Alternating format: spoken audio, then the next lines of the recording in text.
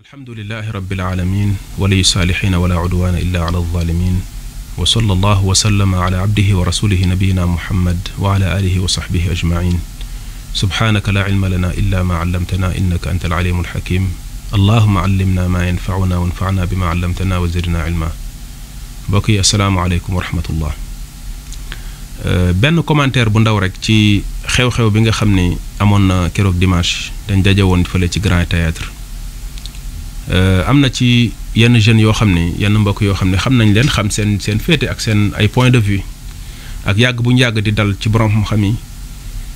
di leen dëkkal ci ne duñ sax ay ahlu sunna duñ ay salafi yoon du ñoom rek waaye ñun ñii ñëpp ñuy góorgóorlu ci yoon boo xam ni nit ñi doxalee ci yenn masaa'il yi jàpp nañ ni dañ cee réer dañ cee sànku ndax jàppuñ sax ne dañ cee wute ak ñoom dañoo àtte ci ñun ne dañoo sànku. léegi nag pour bëgg di firndeel chaque jour chaque fois ne loolu ñu waxoon ci àtte nit ñi ci cànkute ak ñàkk tegu ci yoon alxuraan ak sunna dëgg la fu ñu toll dañuy ut ay lay yu ñuy gën a dëgërale loolu dama cee dégg ñenn ci ñoom ñuy wax ci xew-xew bi xew ay kàddu yu fa jib benn bi mooy julli naa ci jàkk sàngam nit ku ne dafa romb ci jàkk sàngam waxtu julli jot mu julli fa ñu ne loolu ku nekk xam nañ dafa wuteeg manhaju salaf dañ koo tere léegi lu tax mu def ko nangam sàngam. léegi li ci njëkk mooy masalatu salaa fi masjidin qubira fihi insaan wala fihi qabru mayit wala fi masjidin buniya ala qabr lu ci nekk mën nga wax ci loolu. léegi loolu lan mooy xukmam léegi buñ ko gëstoo li ñuy xool mooy lan mooy jëmmi jàkka joo xam dañ fa tabax wala dañ ko tabax wala dañ fa suul koo xam ne dafa faatu lan lañ ci nam. bu fekkee dañ ne jàkka joo xamante ne dañ fa suul ku faatu fan la ñuy wax ne fii buñ fi suul ku faatu ba buñ fa suulee nit ku faatu bul fa julli ndax julli nga ci jàkka joo xam ne dañ fa suul ku faatu. benn ñaareel bi mooy bu fekkonte ni julli nga fa ndax julli gi wér na wala wérul ci li nga xamante ni bi mooy iqtidaau nahyi al fasaad li ñuy wax naan an nahyu yaqtadi al fasaad am laa yaqtadi al fasaad dañuy wax ne wala an nahyu ida taallaqa bi daat wala taallaqa bi sifatin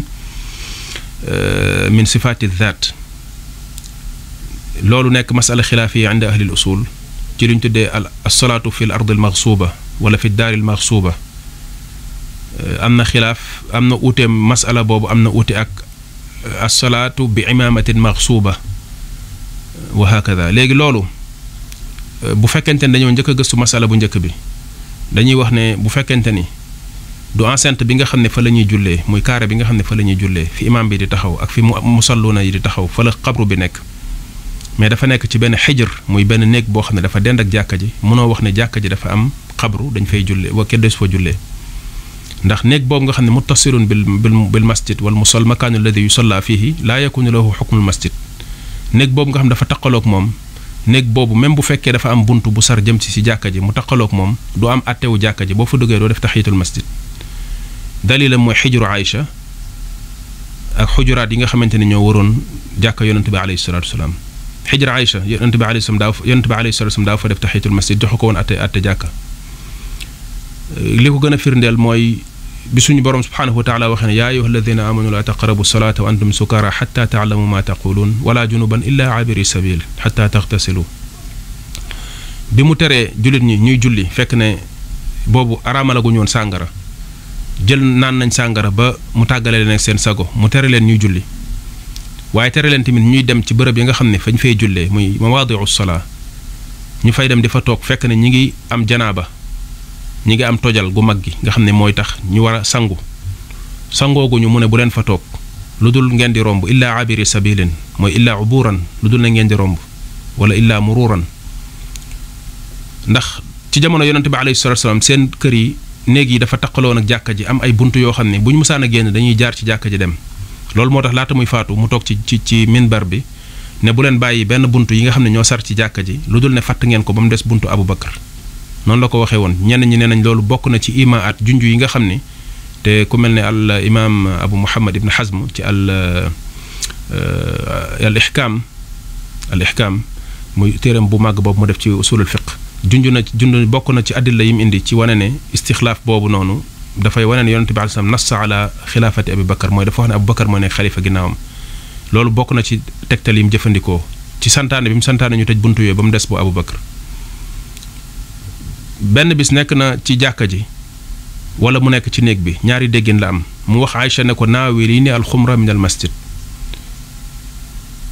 basang boobu nga xam ne buy sujjóot moom lay teg di ci sujjóot di ci julli mu ne Aïcha jottali ma ko ci jàkka ji ñaari déggin la ko borom xam mi dégg. ñenn ñi dañ ne daf ko wax ne ko na dugal loxoom ci jàkka ji jox ko ndax boobu yonent bi alayhi salaam mi ngi ci jàkka ji wala na ko yóotu ci jàkka ji jël ko indil ko ci néeg bi ndax dafa bëggoon naafila. Aïcha radiyallahu anha ne ko inni xaayid ne ko dafa gis mbaaxam mënta dugg ci jàkka ji mu ne ko inna xaydataki laysat fi yadiki mu ne ko sa mbaax bi nga gis mbaax àtte boobu noonu nekkul ci say loxo ci sa jëmm la nekk kon boo mënta dem ci jàkka ji tamit sa jëmm la sa loxo bi nga ciy dogal loolu yàqu ci dara te mi ngi woon ci néeg bi loolu wane ne kon àttey néeg bi ak àttey jàkka ji bokkul te pourtant ñoom ñaar ñoo taqaloo. léegi loolu moo tax masala la boo xam ne laaj na nit ki tey ci def ci ndànk balaa ngay wax di xukmu bil butlaan ngay wax ne seen julli baaxul ku fa julleem baaxul ci façon yenn wax yu rëy la. beneen bi ci des tamit mooy tafsil bi ci nekk ci lu mel ne bu fekkente ni dañoo yokk jàkka xabru dugg ci comme li ñuy wax naan bu fekkee jàkka ji moo ko fa fekk li tax ñenn ci borom xam ne di istisna loolu mooy jumaa yonent bi alayhi salaatu wasalaam yokk bi nga xamante ne bi Abdul Malik ibn Marwan yokk na ko xamatuma moom la wala Alwalid ibn Abdul Malik yokk na ko jumaa ja dugal ci li nga xamante ne bi moom mooy xabru yonent bi alayhi salaatu wasalaam te ànd ak loolu kenn du tere ñu julli foofu noonu dañuy wax ne darar la yàqute la gu mu def ndax buur yi xam nañ ne léeg-léeg ñu def yooyu te kenn santu leen ko moo tax itam léeg-léeg boo gisee ci propagande yi ñu doon wax te gaa yi di ko def léeg-léeg ñuy dem ci ay réew yoo xam ne réewi arab yi la di wane ay buur ay njiiti réew lu ñuy def ñu ngi ñëw di ko nekk di ko wax di ko taal ci dëkk bi di ko traduire ay reportage wu Al Jazeera te ku nekk xam ne Al Jazeera ak position am ci Arabie Saoudite dem ba ay problème diplomatique am ci diggante ñaari réew yi problème yooyu nga xamante ne dafay am ci diggante réew yi ñuy kenn ku ne di jéem a critiquer sa morom di dal ci kawam médias yi dugg ci jëfandikoo presse Qatar di jëfandikoo Al Jazeera ak ni mu tasaaroo ci dëkku arab yi di jéem a def fu ñu toll di diaboliser njiit yi nga xamante ne ñoo nekk ci yenn réewu arab yi ñenn ñi de yaakaar nañ ni ñun ay altoppe ñooñu lañ ba àgg foo xam ne dañuy jël yooyu ñoom itam di ko traduire di ko tas ci internet bi mu nekk loo xam boo ko seetaanee ay retaan da lay jàpp mooy liy wane ne xamuñu ahlu sunna ba léegi wala li ñuy def ñoo ko xam dañoo bëgg a manipuler nit ñi. léegi loolu nga xamante ni kooku defoon na ko terewul ñuy julli foofu ba léegi ndax lu mel noonu lu jar a bàyyi xel la itam ba léegi ci loolu laay waxee ne kon bu fekkente nit nee na julli na ci bërëb bu mel noonu te waxul naka la fa jullee ak naka la mbir mi demee waxul mu laa basaat yi ci am yépp nit ki daal di jóg commencé yuuxu di wax ci wàllu julli ci jàkka ju am xabru julli ci jàkka ju am bàmmeel ak yu mel noonu li may wax mooy nañ am rafet njort ci suñu borom yi xam-xam te léeg-léeg ndaw ñi nga xamante ne ñoo koy wax malheureusement masaayil yu mel noonu sax maîtriser wuñ ko benn fatwa nga ciy jël fatwa benn aalim wala yu mel noonu daal di koy jël def ko mu nekk sa xujja nekk sa dalil ala gayrika te fatwa ci boppam nekkul dalil fatwa nekkul xujja ab muqallid moo koy jël doyloo ko ci boppam. léegi leneen li ci des li ñuy waxaat encore mooy lu mu wax ci askanale sunna kenn ci mag yi nga xamante ne bi ñoom ñoo fi nekkoon mais loolu da ko wax ala tariqil ilzam mooy nga ñëw di wax ak ay nit pour wan leen ne man par exemple yoonu sunna bii laa topp ngeen noonoo ci ak man pourtant de moo ne ki ngeen di topp ci nangam ak sàngam lii la ci wax loo xamante ni bi day wane ne moom yoonu sunna bi la wax ne moom lay topp même bu fekkee am na ci loo xamante ne yéen ñaar da ngeen ko déggee bokkul mais du moment où wax na ne moom deful leneen lu dul topp yoonu alxuraan ak sunna te loolu lay topploo nit ñi léegi ñi nga xamante ne bi ñoo ko topp yow boo nekkee di topp alxuraan ak sunna boobu ñoom ñi dal ci sa kaw di noonu ak yow te xam nga ni say argument yi ngi leen di tegal ñoom pare wuñ pour déglu ko am na lu ñu tuddee ilzam boobu ñu ngi koy def ci li ñu tuddee xiwaar ilmi muy booy def ak nit dialogue di wax ak moom waxuloo yow sunni bi nga bokkal mu'taqad déedéet ki ngay waxal yéen ñaar bokkoo leen gis-gis da ngeen am utey ci yu bari nga xool li mu gëm ki muy topp te gëm ko doyloo ay waxam nga sukkandiku ci pour wan ko ne ko man lii ma nekk waroo ma cee indil ay fitna ndax ki nga topp moom nee na loolu la doon topp léegi bu fekkente ni loolu nit wax na ko nañ ko comprendre noonu jàpp ne nekku fi di atte nit ki di wax ci moom pour wax lan moo nekkoon manhajam ak yooyu waaye dafa wax pour ilzam ñi nga xamante ni bi ñoom ñoo koy topp mooy pour wan leen ne bu fekkente ni ñoom ñooñu jàpp nañ ni ci yoon alxuraan ak sunna lañ nekkoon te ci loolu lañ doon woote ak wax ju am solo jum ci dolli ba fañ ca mën a yem te loolu nekk wax joo xam ne waxu mag la mag a koy dégg foofu man tam laa cay yem mais wax la joo xam ne mag a koy dégg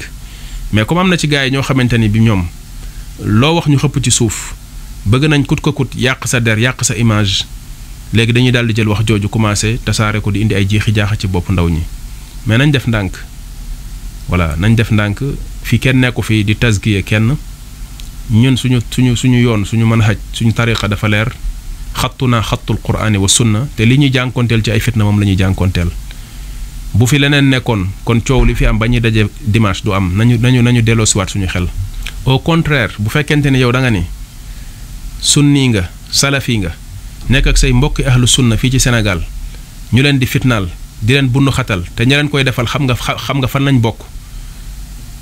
yow kay booy jóg di riir ak a maam ak a wax ay wax yaakaar naa ñooñu nga war a jëmale wax ji yaakaar naa sa mbokku ahlu sunna yooyu nga war a jàppale dimbali leen te yaakaar naa bu ñu dëgguwul woon ci woote bi ñu woote leen jëmale ci yoonu ahlu sunna kenn du la fi bàyyi yow di dal ci seen kaw ñoom ba di leen menacé lan moo tax yow fitna ji ñu leen di jëmale ñoom yow kenn jëmalewu la ko yow lan moo tax parce que boo waxee ne dañoo war a noonoo ak ñoom yow ana sak noonoo ak ñoom lan nga fi def lu dul wane ñàkk yar ay wax yu ñaaw ay jëflante yu ñaaw ba mënoo bokk ak kenn lenn voilà lu dul imposer nit ñi say gis-gis di dugg ci ay masaayil yoo xamante ne maîtriser wuloo ko bëgguma trop sori ci wax ji mais ñi nga xamante ne ñoo nekk ci ginnaaw wax yooyu xam nañ leen bu baax xam seeni position xam li ñuy faral di wax borom xam-xam yi amuñu respect ci benn borom xam-xam boo xam ne bokkul ak ñi nga xam ne ñoom lañ jàpp ne ñooñu ñooy boroomi xam-xam jeex na voilà loolu dund nañ ko dundate ko ci jamono yu yàgg ba ñuy jàng lañ ko doon dund di ko gis ni jaxaran gis ci loo xam ne ba ñu ko nettalee mu doy waar mais nañ yem foofu parce que temps bi ñu nekk contexte bi ñu nekk mayuñu pour ñu dugg ci yenn détails yi voilà bu ñu bëggee profité nag ci ay occasion di génn di wax xam nañ li leen tax di wax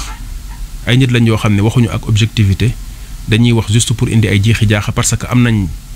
fu ñu bëgg a jëmale yenn jeunes yi surtout jeunes yi nga xam ne dañ leen parce que ñoom seen stratégie loolu kase la da ngay nekk di sonn di wone ñi ci sunna bu gaa yi ñëwee wuyu si nekk ay wàcc bees avant ñuy comprendre yëf yi di leer ci seen bopp ñu ñëw dox taxaw sa digganteeg ñoom ne la hey bàyyil kii baaxul dafa bon ñëwal man maa lay yóbbu ci yoon bi kii du sunni du salafi loolu mooy seen stratégie voilà loolu mooy seen stratégie daanaka seen objectif dëgg mooy détourner ñi nga xam ne yaa leen di woo yow sonn ci ñoom bañ dugg ci sunna ñu détourner leen yóbbu leen te stratégie biñ ci am mooy lan mooy yàq sa der tuumaal la ay wax loo wax ñu xëpp ci suuf di déformer ay wax di def ay mbir ak yu mel noonu jeex na masaayil yoo xamante ni bi mënuñ ci imposer kenn lenn dañuy ñëw di la ci imposer ne la lii moom mooy ci li ci am ndax diw loolu la wax yow mi wax lii da ngaa jum yaakaar naa jumloo borom xam-xam ci masaayil yoo xamante ni yow ci ay waxi jàmbur ngay sukkandiku loolu ñàkk a maîtriser xam-xam weesuwu ko voilà ñàkk a comprendre tarjiix lan mooy tarjiix dëgg-dëgg weesuwu ko kenn du tarjiixee noonu voilà ba tax na bëgguma ci étaler wu trop mais li may wax daal mooy jeunes yi nga xamante ne bi ñoo ciy nekk di ci posé wu ay question di ci inquiété wu nañu fàtte loolu te xool li rafet ci mbir mi Cheikh l'Islam Taymi rahimahullah daf doon wax ne ida balaga al maau qullatayni lam yaxmil al xabath mu ne wax jooju yonent bi alayhi salaam waxoon ne ndox bu fekkente ni dafa dem ba bëri waayam dafay tax la ca tàbbi ci sobe du ko yàq ci xadis Abdullah ibn Omar ci ndox yi nga xam ne ñoo nekkoon ci àll bi ay nit di ko bëgg a jëfandikoo ci seen làpp ñuy laaj yonent bi alayhi salaam la cay dem ci ay bàyyi maak yooyu mu ne ndox bu bëree la cay dem ci sobe du ko yàq Cheikh l'Islam Taymi rahimahullah nee na loolu ci nit ñi ñuy jëflanteel di leen àtte ak kuréel yi ñuy jëflanteel di leen àtte mu ne loolu règle la ci mu ne am na loo xam ne ci mbaax doo ko yàq ndax yenn yu sew yi nga xam ne moom ngay jël di ci teg sa bët nit ñi duñu ay maasumun ay nit lañ dañuy jël ci ñoom di am lu ñuy bàyyi ci ñoom mais jël nit ki àtte ko àtte léppam bonal ko jël nit ki àtte ci moom réer jël léppam lu baax sànni ko parce que am nañ benn mbir wala ñaari mbir yu remarque yoo xam ne am nga ko ci lu mu wax wala lu mu def loolu bépp borom xam-xam boo jëflanteel noonu di nga ko sànk moo tax imaamu Zahabi di wax ci misaanul i'tidaal ne bu fekkonte ni saa boo xamante ni kenn ci borom xam-xam kàngaami borom xam-xam lislaam yi def na njuumte loo xam ni waral na mu def bidaa wala mu tàbbi ci ñu jug daal di koy considérer mubtadi' ndax ahlu sunna dañuy def différence entre al fi'l wal fa'il dañuy def différence diggante jëf ak ki def nit dina def jëf boo xam ni lii mooy àtteem te du tax àtte booba moom tegu ci kawam léegi loolu moo tax mu ne kon dina def lu waral wala lu jur loola te du tax ñu àttee ko loola ndax xam gi ñu xam ci moom njub ak tënku ci ahlu sunna ci yoonu ahlu sunna wal jamaa kon ida balaga al maau qullatayn lam yaxmil al xabas munoo fekk ay mbokki julit min ahli sunnati wal jamaa yu ñuy fitnaal di leen bundu xatal di leen néewal doole ci woote gi ñu woote ci njàngaleem alxuraan ak sunna ba ñu dem ba dajaloo di jéem a xool nu ñu def pour yooya dakk di jëfandikoo ay stratégie di jéem a waxtaan di jéem a leeral ay mbir pour wane ne liñ ne di tuumaal nekkul ci ñoom ci contexte boobu nga jël wax yi génne ko seen contexte bëgg a ñëwaat commencé di leen gën a affaiblir loolu kuy wax ne yow am nga xiira am nga fiir ci wooteb ahlu sunna wal jamaa am nga fiiraange ci yoonu salafiya ba pare di am taxawaay bu mel noonu gëwma la say wax moo tax